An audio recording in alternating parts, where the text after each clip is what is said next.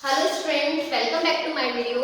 इस वीडियो में हम मेटल्स एंड नॉन मेटल्स के नेक्स्ट टॉपिक के बारे में बात करते हैं। वो है chemical properties of metals. Chemical properties of metals. तो देखिए, मेटल्स की केमिकल प्रॉपर्टीज जो है, सबसे फर्स्ट प्रॉपर्टी जो है, मेटल्स ऑक्सीजन से रिएक्ट करते हैं। आपसे बोला भी जा सकता है कि मेटल एयर से रिएक्ट करते हैं and form metal oxide. Example से देखते हैं हम इसे। देखिए, सोडियम और पोटेशियम ये तो ऑक्सीजन से रिएक्ट करते हैं, K2O और Na2O फॉर्म करते हैं। ठीक है, पोटेशियम हाइड्रोक्साइड और सोडियम ऑक्साइड। लेकिन अगर हम रिएक्टिविटी सीरीज की तरफ चले,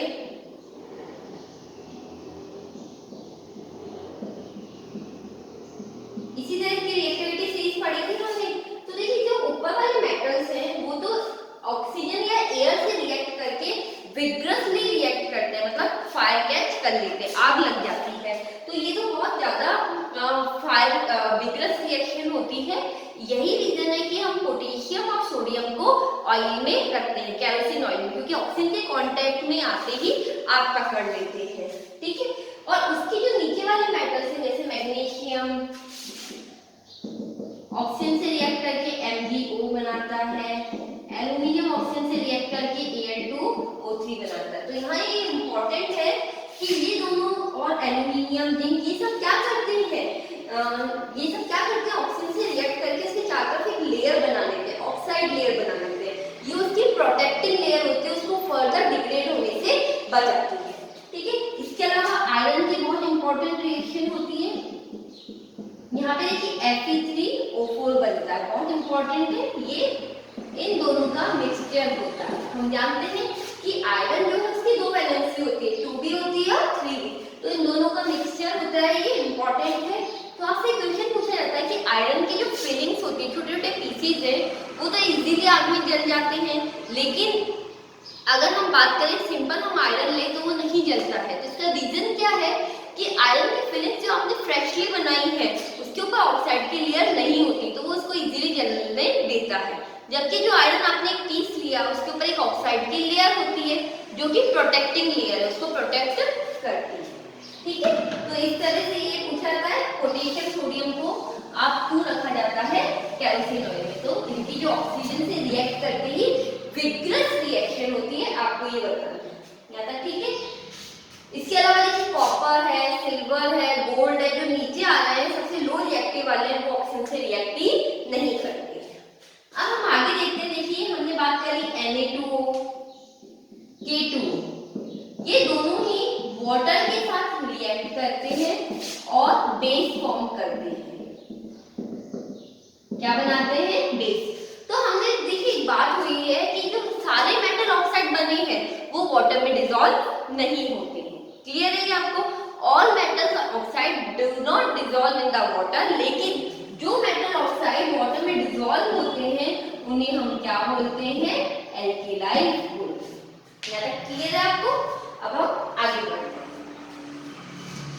अब हमारी नेक्स्ट और सेकंड प्रॉपर्टी है कि मेटल्स वाटर के साथ रिएक्ट करते हैं और metal oxide plus hydrogen gas देते हैं, या फिर मेटल के साथ वाटर के साथ रिएक्ट करने पर metal hydroxide plus hydrogen gas देते हैं।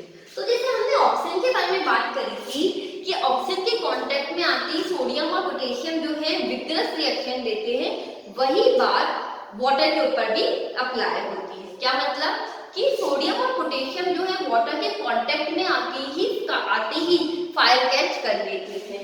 तो इनकी देखिए रिएक्शन, K+H2O हाइड्रोक्साइड फॉर्म करेगा, Na+H2O NaOH प्लस H2 बनेगा। तो ये तो विग्रस रिएक्शन होती है, कोल्ड वाटर के साथ ये रिएक्ट कर लेते हैं। ठीक है, सॉरी। अब हम आगे बढ़ते हैं। इसी तरह से तो ये था। अब हम बात करें कैल्शियम। जैसे हमने अगर रिएक्टिविटी सीरीज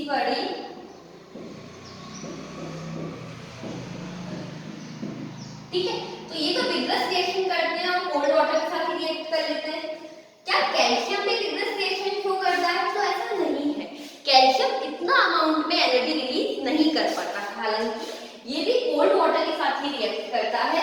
तो कैल्शियम वाटर के साथ रिएक्ट करके कैल्शियम हाइड्रोक्साइड और हाइड्रोजन गैस देती है। यहाँ पे बहुत इंपॉर्टेंट है, देखिए क्या होता है, एक आपने वेसल लिया, उसमें वाटर ऐड कर दिया, अब यहाँ आपने कैल्शियम का पीस डाल दिया। कैल्शियम पानी के साथ रिएक्ट करके हाइड्रोजन गैस रिलीज करेगा। ये हाइड्रोजन गैस जो है इसके चारों तरफ जो है चिपक जाता है। जब कोई गैस इसके चारों तरफ चिपक जाएगी तो वो कैसा हो जाएगा, हल्का हो जाएगा और ये ऊपर आकर फ्लोट करने लग जाता है। तो आपसे पूछा जाता है कि कैल्शियम को पानी में डाल के वो फ्लोट क्यों करने लग जाता है? बिकॉज ये हाइड्रोजन गैस इसके चारों तरफ आके चिपक जाती है, जिसके कारण वो फ्लोट करने लग जाता है। और कैल्शियम कौन से पानी के साथ रिएक्ट कर लेता है? कैल्शियम कोल्ड वाटर के साथ रिएक्ट कर लेता है। आगे मैग्नीशियम जो है वो हॉट वाटर के साथ रिएक्ट करता है। तो मैग्नीशियम वाटर के साथ रिएक्ट करके मैग्नीशियम हाइड्रोक्साइड और हाइड्रोजन गैस रिलीज करता है। यहाँ तक ठीक है आपको? तो ये ठीक है। अब देखिए इसके बाद वाले जो है ये स्टीम के साथ रिएक्ट करते हैं और नीचे वाले कॉपर, मरकरी, गोल्ड, ये सब तो रिएक्ट करते ही नहीं है। तो ये स्टीम के साथ रिएक्ट करते हैं, Fe+H2O और ऑक्साइड बनाते हैं। ठीक है, ऊपर वाले सब हाइड्रोक्साइड बनाते हैं, ये क्या बनाते हैं? ऑक्साइड बनाते हैं। तो आपसे पूछा जाता है कि कौन किसके साथ रिएक्ट करता है, कौन स्टीम के साथ रिएक्ट करता है, कि कोल्ड वाटर के साथ करता है या हॉट वाटर के साथ। तो आई थिंक आपको ये सब समझ आ गया होगा। अब हम आगे की तरफ बढ़ते हैं। अब देखिए एक बहुत इंपॉर्टेंट टॉपिक बता रही हूँ, very important, amphoteric oxide. Amphoteric oxide क्या होते हैं? देखिए हम बात करते हैं कि कोई तो एसिड के साथ रिएक्ट करता है और कोई बेस के साथ रिएक्ट करता है, लेकिन कुछ ऐसे ऑक्साइड भी होते हैं जो एसिड और बेस दोनों के साथ ही रिएक्ट करते हैं। वो हो गए एम्फोटेरिक ऑक्साइड, बोथ एसिड और बेस दोनों के साथ ही रिएक्ट करते हैं। लाइक एग्जांपल है जिंक ऑक्साइड और एल्यूमिनियम ऑक्साइड। तो हम ये प्रूफ करते हैं। देखिए जिंक ऑक्साइड जो है HCl के साथ भी रिएक्ट करता है और बेस के साथ भी रिएक्ट करता है। ठीक है, क्या बनाएगा? ZnCl2 प्लस H2O, यहाँ Na2ZnO2 प्लस H2। यहाँ देखिए क्या है नाम इसका? सोडियम जिंकेट, बहुत इंपॉर्टेंट है। ठीक है, तो ये एग्जाम में आपसे बहुत पूछी जाती है। इसी तरह से Al2O3 भी एसिड के साथ भी रिएक्ट करता है। ठीक है, और अगेन ये बेस के साथ भी रिएक्ट करता है। तो बेस के साथ जो कंपाउंड बना उसका नाम है सोडियम एल्यूमिनेट। तो आप इसे कॉपी कर ले जल्दी से, ये बहुत ही ज्यादा इंपॉर्टेंट है।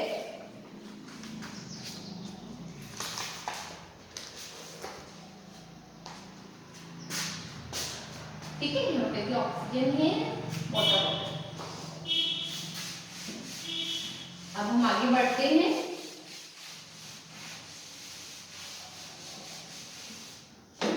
अब हम बात कर रहे हैं प्रोसेस की जिसका नाम है एनोडाइजिंग। एनोडाइजिंग, तो देखिए ये एनोडाइजिंग क्या होता है इसके बारे में हम बात करते हैं। देखिए आपने देखा होगा कि एल्यूमिनियम, आपके घर में जो किचन होती है उसमें मम्मी एल्यूमिनियम का कुकर होता है, एल्यूमिनियम की कढ़ाई होती है। ठीक है, एल्यूमिनियम के कई सारे पॉट होते हैं जिससे खाना बनाया जाता है, कुकिंग में हेल्प करता है। और जब हम हमारी रिएक्टिविटी सीरीज देखते हैं तो आप ये भी बात नोट करते होंगे कि एल्यूमिनियम बहुत रिएक्टिव मेटल है। तो कहीं ना कहीं आपके दिमाग में ये जरूर आता होगा कि एल्यूमिनियम इतना रिएक्टिव होता है, फिर भी एल्यूमिनियम के वेसल्स जो है वो कुकिंग में काम भी नहीं जाते हैं, ये तो उसके साथ रिएक्ट करके कुछ भी फॉर्म कर सकता है। तो ये एकदम आपकी बात दिमाग में जो आती है वो एकदम सही है, लेकिन यहाँ पे एक बात ध्यान रखिए कि जो एल्यूमिनियम के वेसल्स आ रहे हैं उसके ऊपर वो हमने बात करी कि बहुत रिएक्टिव है। तो एल्यूमिनियम क्या करता है? ऑक्सीजन के साथ रिएक्ट करके एक उसके ऊपर प्रिवेंटिव कोटिंग कर लेता है जो उसको प्रिवेंट करता है फर्दर रिएक्शन। आपने ये बात समझ रहे हैं, पहले से थिक लेयर बन जाती है ताकि वो उसके साथ आगे रिएक्ट नहीं कर पाए किसी के साथ भी। तो देखिए हम बात कर रहे हैं, जब अटेंसिल्स के बारे में बात कर रहे हैं, कुकिंग अटेंसिल्स की, तो सिर्फ हम वो एनवायरनमेंट में जो सेल्फ कोटिंग हुई है उसके ऊपर ट्रस्ट नहीं कर सकते हैं। हमें क्या करना होता है, उसके ऊपर एक आर्टिफिशियल कोटिंग करनी होती है ताकि वो आगे रिएक्ट नहीं कर पाए। तो ये जो आर्टिफिशियल कोटिंग की जाती है एल्यूमिनियम के वेसल्स के ऊपर, this process is called anodising. Clear है आपको? ठीक, इसमें क्या किया जाता है, हम देखिए एक वेसल लेते हैं, नाम एनोडाइजिंग है। तो मान लीजिए आप किसी स्पून को, स्पून है एनोड की इस प्लेस पे रख दिया, और कोई भी कार्बन का ग्रेफाइट जो है आपने वो कैथोड ले लिया। ठीक है, दोनों को आपने कनेक्ट कर दिया। अब यहाँ पे आपने इलेक्ट्रोलाइटिक सॉल्यूशन में आपने सल्फ्यूरिक एसिड ले लिया। ठीक है, सल्फ्यूरिक एसिड आप जानते हैं कि ऑक्सीडाइजिंग एजेंट है। ऑक्सीडाइजिंग एजेंट का मतलब क्या होता है, जो ऑक्सीजन को रिलीज करता है। तो ऑक्सीजन की एक थिक लेयर जो है वो इसके चारों तरफ आ जाती है, जिसके कारण जो है वो हम उसको इजीली अटेंसिल्स के फॉर्म में काम में ले सकते हैं। क्लियर है? जल्दी से कॉपी कर लें, फिर आपको एक बहुत इंटरेस्टिंग बात बताती हूँ।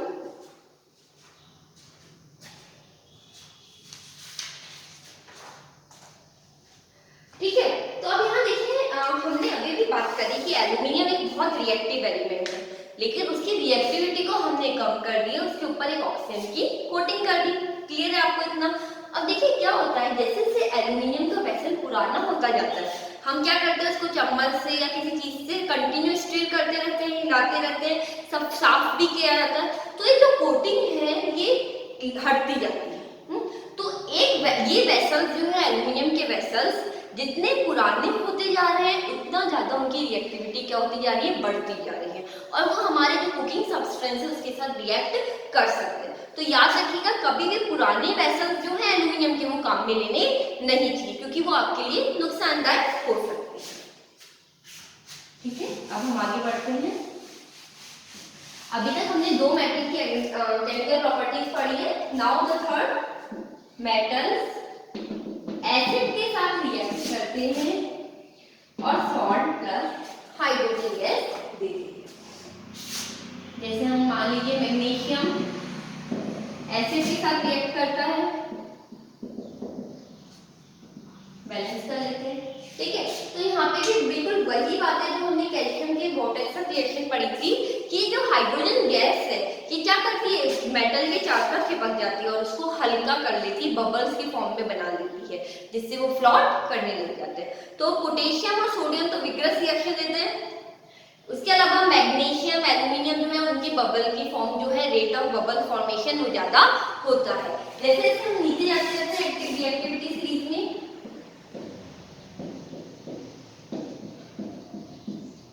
नीचे वाले तो रिएक्ट ही नहीं करते, ऊपर वाले विग्रसली रिएक्ट करते हैं और इनकी बबल्स की फॉर्म ज्यादा होती है। Rate of formation of bubbles are very much high, magnesium में सबसे ज्यादा, एल्यूमिनियम में कम और जिंक में और भी कम। इस तरह बबल फॉर्मेशन इनमें चलता है। यहाँ एक क्वेश्चन आपसे बहुत ज्यादा पूछा जाता है, अगर देखिए इस एसिड की जगह आपने नाइट्रिक एसिड ले लिया, नाइट्रिक एसिड हम जानते हैं HNO3 होता है, तो देखिए ये क्या होता है, यहाँ पे नाइट्रिक एसिड की स्ट्रॉन्ग ऑक्सीडाइजिंग एजेंट है। ठीक है, तो ये क्या करता है, इस ऑक्सीजन जो है ये हाइड्रोजन से रिएक्ट कर लेती है और क्या बना लेती है, वाटर बना लेती है। तो वापस देखिए क्या होता है, अगर आपने नाइट्रिक एसिड ले लिया तो ये स्ट्रॉन्ग ऑक्सीडाइजिंग एजेंट है, और जो आपका ऑक्सीजन है उसके साथ ये हाइड्रोजन के साथ रिएक्ट करके वाटर बना लेती है, और खुद किस फॉर्म में हो जाती है, NO N2O NO2 में ऑक्सीडाइज हो जाती है। अब यहाँ एक और इम्पोर्टेंट क्वेश्चन पूछा जाता है कि ऐसे कौन से दो मेटल हैं जिनका नाइट्रिक एसिड के साथ रिएक्ट करके हाइड्रोजन रिलीज होती है, ऐसे कौन से दो मेटल्स है जो नाइट्रिक एसिड के साथ रिएक्ट करके हाइड्रोजन रिलीज करते हैं? तो इसके एग्जांपल है आपके पास मैग्नीशियम और मैंगनीज। ये देखिए बहुत ज्यादा हमने बात करी, इसका क्या रीजन है ये आप आगे 11th 12th में ज्यादा पढ़ेंगे। अभी बस आपको सिर्फ इतना सा लर्न करना है कि ये दोनों मेटल्स नाइट्रिक एसिड के साथ रिएक्ट करके हाइड्रोजन गैस रिलीज करते हैं। That's it. ओके, अब हम आगे बढ़ते हैं।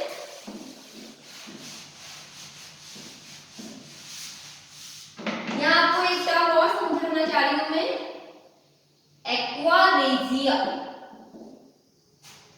एक्वारेजिया क्या होता है? सुनिए, आपने कभी अपनी मम्मी को देखा होगा कि अपने गोल्ड या सिल्वर के जो ऑर्नामेंट्स होते हैं वो सुनार के पास ले जाके उनको शाइनिंग करवाती, चमकवाती, और वो इतनी जल्दी चमक जाते हैं। एक सोल्यूशन आता है, उसमें डालते ही वो चमकने लग जाते हैं। तो वो सोल्यूशन क्या है? एक्वारेजिया। अब आप सोच रहे होंगे कि ये जो गोल्ड सिल्वर है ना तो ऑक्सीजन से रिएक्ट करते हैं, ना किसी एसिड से, ना वाटर से, तो ये ऐसी क्या चीज है जिससे रिएक्ट करके इतना इजीली वो क्या हो जाते हैं? चमकने लग जाते हैं। तो इसका ये बहुत ही ज्यादा स्ट्रॉन्ग फ्यूमिंग कोरोसिव एसिड है, मतलब हाईली एसिड स्ट्रॉन्ग, लेकिन ये H2SO4 से भी स्ट्रॉन्ग है तो नहीं। देखिए क्या है, ये मिक्सचर है, इनसे भी ज्यादा स्ट्रॉन्गर बन जाता है। इसलिए 3HCl और 1 नाइट्रिक एसिड का मिक्सचर होता है, 3:1। ठीक है, ये क्या करता है? गोल्ड सिल्वर को भी अपने में डिसॉल्व कर लेता है। ठीक है, तो ये एक्वारेजिया आपसे एग्जाम में पूछ सकते हैं। नाउ द लास्ट प्रॉपर्टी, हमारे जो मेटल है वो सॉल्ट ऑफ अदर मेटल्स के साथ भी रिएक्ट करते हैं। क्या एग्जांपल है? ये चैप्टर 1 में हमने एक एक्टिविटी पढ़ी थी जब हमने कॉपर सल्फेट जो है वो लिया था। कॉपर सल्फेट जो है वो कौन सी कलर का होता है? ब्लू, और उसमें हमने दूसरा मेटल डाल दिया आयरन। जब आपको पता है कि iron is more reactive than the copper, वो उसको अपनी प्लेस से हटा देगा और कॉपर अलग हो जाएगा और आयरन सल्फेट बच जाएगा। तो यहाँ जो कॉपर सल्फेट का ब्लू कलर था वो हो गया थोड़ा थोड़ा ग्रीनिश कलर, उसका कलर क्या हो गया? डल हो गया। और जो ये आयरन की थी आपकी, इसके ऊपर कॉपर की कोटिंग हो गई। तो आप देख रहे हैं एक स्ट्रॉन्गर मेटल ने दूसरे मेटल को अपनी प्लेस से हटा दिया है।